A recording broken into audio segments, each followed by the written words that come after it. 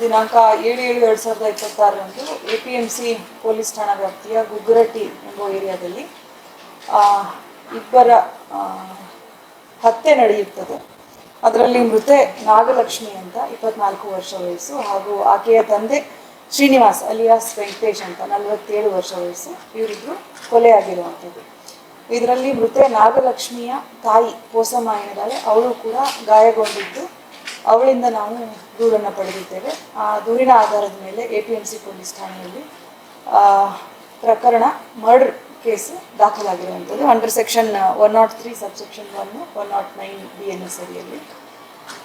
ಈಗಾಗಲೇ ಇದರಲ್ಲಿ ಆರೋಪಿತರಾಗಿರುವಂತಹ ಮೃತೆ ನಾಗಲಕ್ಷ್ಮಿಯ ಗಂಡ ಹಾಗೂ ಅವನು 29 ವರ್ಷ ವಯಸ್ಸು, ಹಾಗೆ ಆಕೆಯ ಮೈದುನ 27 ವರ್ಷ ವಯಸ್ಸು, ಅವಳ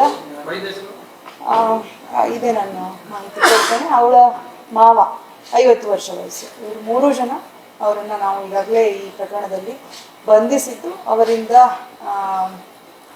ಹತ್ಯೆಗೆ ಉಪಯೋಗಿಸಿದಂತಹ ಮಚ್ಚೆ ಏನಿದೆ, ವೆಪನ್ ಏನಿದೆ ಅದನ್ನು ಸೀಸ್ ಮಾಡಲಾಗಿದೆ. ಹಾಗೆ ಅವರನ್ನು ನ್ಯಾಯಾಂಗ ಬಂಧನಕ್ಕೆ ಒಪ್ಪಿಸಲಾಗಿದೆ. ಇದರಲ್ಲಿ ಈ ಮೃತೆ ಏನಿದ್ದಾಳೆ ಅವಳು ನಾಗಲಕ್ಷ್ಮಿ ಹಾಗೂ ಆರೋಪಿಗೆ 7 ವರ್ಷದ ಹಿಂದೆ ಮದುವೆಯಾಗಿದ್ದು ಅವರಿಗೆ 2 ಮಕ್ಕಳಿದ್ದಾರೆ, ಒಂದು ಹೆಣ್ಣು ಒಂದು ಗಂಡು. ಅವರಿಗೆ ಅವರ ವೈವಾಹಿಕ ಒಂದು ವಿಚಾರದಲ್ಲಿ ಕೆಲವು ಕಲಹಗಳಿದ್ದು ಮೊದಲಿಂದಲೂ ಕೂಡ ಅವರ ಮಧ್ಯದಲ್ಲಿ ಜಗಳ ಗಲಾಟೆಗಳು ನಡೀತಾ ಇತ್ತು ಅಂಥೇಳಿ ಅಲ್ಲಿ ಏನು ಆ ಆವರಣದಲ್ಲಿ ಇದ್ದಂತಹ ನೇಬರ್ಸ್ ಯಾರಿದ್ದಾರೆ ಅವರು ತಿಳಿಸಿರುವಂಥದ್ದು. ಅವಾಗವಾಗ ಜಗಳ ಮಾಡ್ಕೊಳ್ತಾ ಇದ್ರು ಅಂಥೇಳಿ. ಈ ಆರೋಪಿ ಏನಿದ್ದಾನೆ ಅವಳ ಗಂಡ, ಅವನು ಅವಳನ್ನು ಶಂಕಿಸಿ ಆ ಒಂದು ಕಾರಣದಿಂದ, ಅವಳ ಶೀಲವನ್ನು ಶಂಕಿಸಿ ಆ ಒಂದು ಕಾರಣದಿಂದ ಅವಳನ್ನು ಪ್ರೇಮಾಪೇಸಿ ಹತ್ಯೆ ಮಾಡಿರುವಂಥದ್ದು. ಅವಳು ಹಾಗೂ ಅವಳ ತಮ್ಮ ಅವನು ಮತ್ತು ಅವನ ತಮ್ಮ ಮತ್ತು ಅವನ ತಂದೆ ಸೇರಿ ಈ ಒಂದು ಹತ್ಯೆಯನ್ನು ಮಾಡಿರುವಂಥದ್ದು.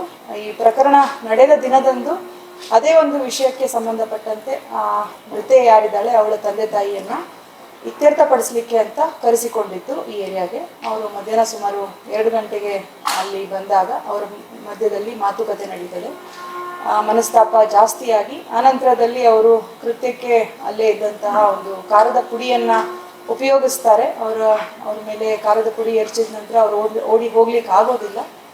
ಆನಂತರದಲ್ಲಿ ಅವರ ಮನೆಯಲ್ಲೇ ಇದ್ದಂತಹ ಮಚ್ಚನ್ನು ಉಪಯೋಗಿಸ್ಬಿಟ್ಟು ಅವರನ್ನು ಹತ್ಯೆ ಮಾಡಲಾಗಿದೆ, ಆ ಮಹಿಳೆ ಹಾಗೂ ಅವಳ ತಂದೆಯನ್ನು. ಆನಂತರದಲ್ಲಿ ಅಲ್ಲೇ ಇದ್ದಂತಹ ಕಲ್ಲನ್ನು ಕೂಡ ಉಪಯೋಗಿಸಿ ಅವ್ರ ತಲೆ ಮೇಲೆ ಅದರಿಂದ ಅಟ್ಯಾಕ್ ಮಾಡಿರುವಂಥದ್ದು. ನಮಗೆ ಇದರಲ್ಲಿ ಕೆಲವು ಪ್ರತ್ಯಕ್ಷ ಸಾಕ್ಷಿಗಳು ಇದ್ದಾರೆ. ಕೇಸನ್ನು ತುಂಬ ಸ್ಟ್ರಾಂಗ್ ಆಗಿ ನಾವು ಪರಿಗಣಿಸಿದ್ದೇವೆ. ಯಾಕಂದರೆ 2 ಹತ್ಯೆಗಳು ಏಕಕಾಲದಲ್ಲಿ ಆಗಿರುವಂಥದ್ದು. ಆದಷ್ಟು ಬೇಗ ಇದನ್ನು ನಾವು ಸೈಂಟಿಫಿಕ್ ಆಗಿ ಇನ್ವೆಸ್ಟಿಗೇಷನನ್ನು ಮಾಡಿಬಿಟ್ಟು ತುಂಬ ಬೇಗ ಚಾರ್ಜ್ ಶೀಟ್ ಕೊಟ್ಟು ಟ್ರಯಲ್ ಕೂಡ ಪ್ರೊಆಕ್ಟಿವ್ ಆಗಿ ಸ್ವಲ್ಪ ಫಾಸ್ಟ್ ಟ್ರ್ಯಾಕಲ್ಲಿ ನಡೀಬೇಕು ಅಂತೇಳಿ ನಾವು ಅದ್ರ ಬಗ್ಗೆ ಆಲೋಚನೆ ಮಾಡ್ತಾ ಇರುವಂಥದ್ದು.